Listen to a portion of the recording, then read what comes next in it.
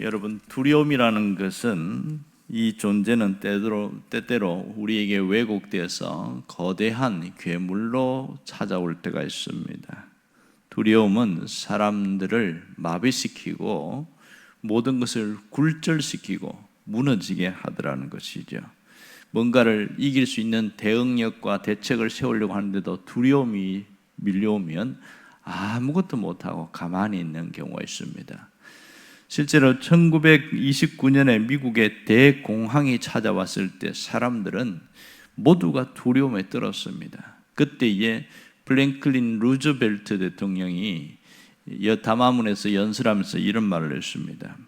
우리가 두려워해야 할 것은 두려움 그 자체이다. 막연하고 이유 없고 정당하지 않은 두려움은 후퇴를 전진으로 바꾸기 위한 모든 노력을 마비시킨다. 그래서 사람들에게 두려움 자체를 두려워해야 된다는 것을 강조하고 했던 적이 있습니다. 그래서 아주 유명한 연설로 남아있지요. 오늘 본문에도 이 두려움에 대한 이야기를 하고 있습니다. 65절에 보면 근처에 사는 자가 다 두려워하고 그렇게 말했습니다. 여기 보면 두려워하고 직역하면 모든 사람 위에 두려움이 임했다, 그런 뜻입니다. 자, 그러면 무엇을 두려워했느냐 하는 겁니다. 여기서 말하는 두려움의 성격은 무엇이냐 하는 거죠. 두려움은 양면성을 가지고 있습니다.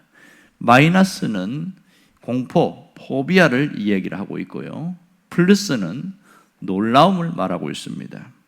그러면 여기서 말하는 두려움은 공포가 아니라 기이한 현상에 따라서 동반되는 그런 놀라움, 경외감, 그런 뜻이겠죠.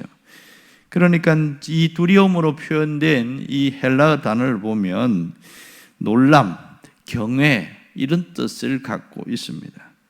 그러니까 오랜 세월 동안 아이를 갖지 못한 엘리사벳이 아이를 가지고 아이를 출산한 것 자체가 놀라운 일이기도 하지요. 그리고 사가랴가 10달 동안 말을 하지 못했는데 갑자기 말을 하기 시작하면서 하나님을 찬양하는 이 사건들이 굉장히 놀라운 일들입니다.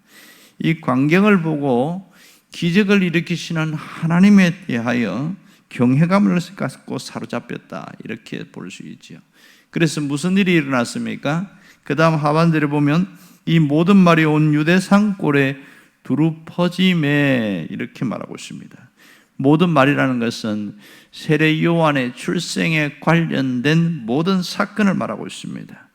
나이 많은 엘리사벳이 아이를 가질 수 없는 여인이 아이를 가졌다는 것은 대단한 일이고, 그리고 아이를 출생했는데 건강한 아이가 태어났다는 것도 굉장한 일이었죠.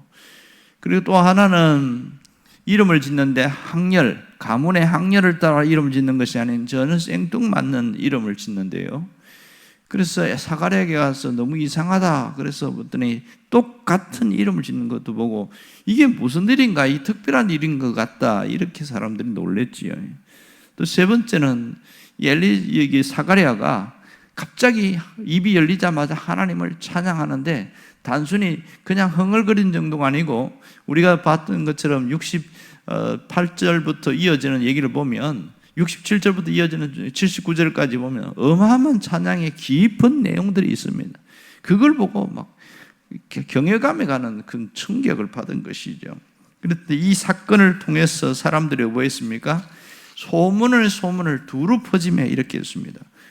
유대 산골의 전체의 구석구석 다 퍼져나갔다고 얘기를 하고 있습니다.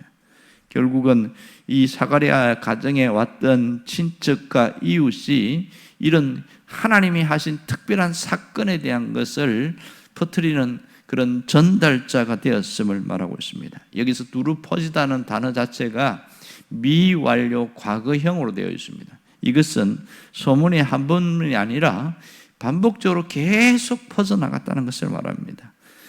요한의 출생 과정과 사가랴가 회복된 이 모든 일들이 유대 산골 전역과 그 이후까지 계속 퍼져나갔습니다. 이것을 누가가 자세하게 이렇게 기록한 것은 하나님의 역사에 대한 아주 특별한 메시지가 담겨 있는 사건임을 누가는 그것을 알고 이렇게 표현하고 있는 것이죠. 그러니까 요한의 출생 과정 속에 있는 이 세밀한 사건은 메시아의 오심을 기대하게 만드는 역사로 사용되었다. 이걸 얘기하고 있습니다. 우리에게 주시는 중요한 교훈이 있습니다. 그것은 우리가 메시아를 기다리는 자로 살아야 한다. 그 얘기입니다. 지금은 대림절이라는 표현을 제가 몇 번 썼는데요. 대림절의 핵심은 기다림에 있습니다. 하나는 성탄, 주님이 오심을 기다리는 것이고, 또 하나는 다시 오실 재림의 주님을 기다리는 것. 이것이 성탄 전에 대림절을 기억하는 자들의 모습이라고 할 수 있습니다. 여러분, 우리의 삶과 우리의 존재, 우리의 모든 것을 통해서 예수님을 기다리고 예수님을 기대하게 사람들에게 만드는 일들이 우리가 살아갈 이유라고 할 수 있습니다. 오늘 우리는 하나님의 부르심 속에 살아가고 이 자리에 있습니다. 하나님의 계획 속에 우리가 존재하고 있음을 알 수 있습니다.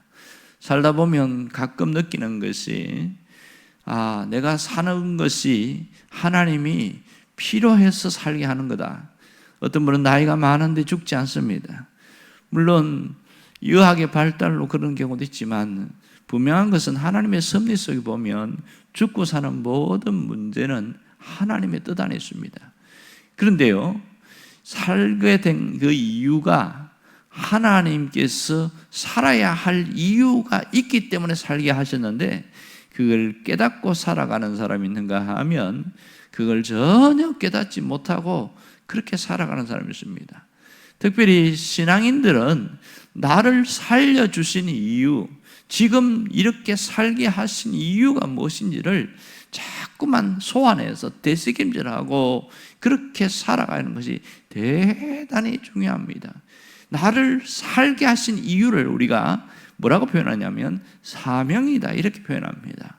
왜 하나님이 나를 이렇게 살게 하셨을까?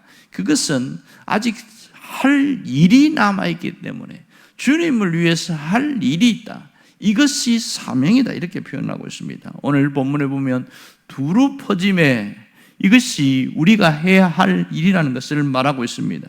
그것은 주님의 오심을 전달하는 전달자, 다시 말해서 주님의 메신저가 되어라, 이 얘기를 하고 있는 것이죠.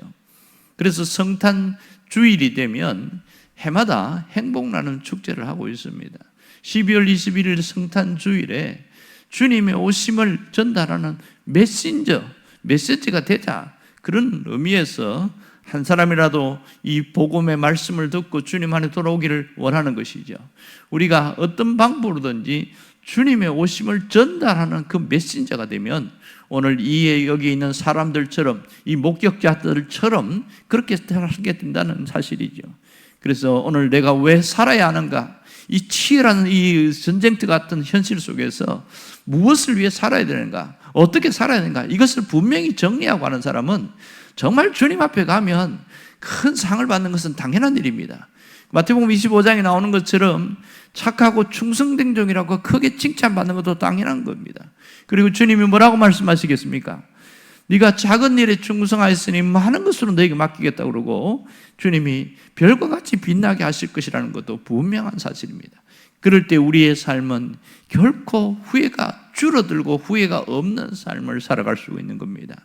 여러분, 우리가 수명을 위한 삶보다 더 중요한 것은 내 삶이 가치 있게 살아가는 것입니다.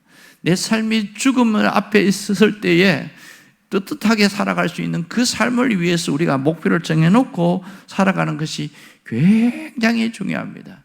그러므로 하나님께서 오늘 나를 살리신 이유를 깨닫고 살아가는 여러분들 되시기를 간절히 바랍니다. 기도하겠습니다.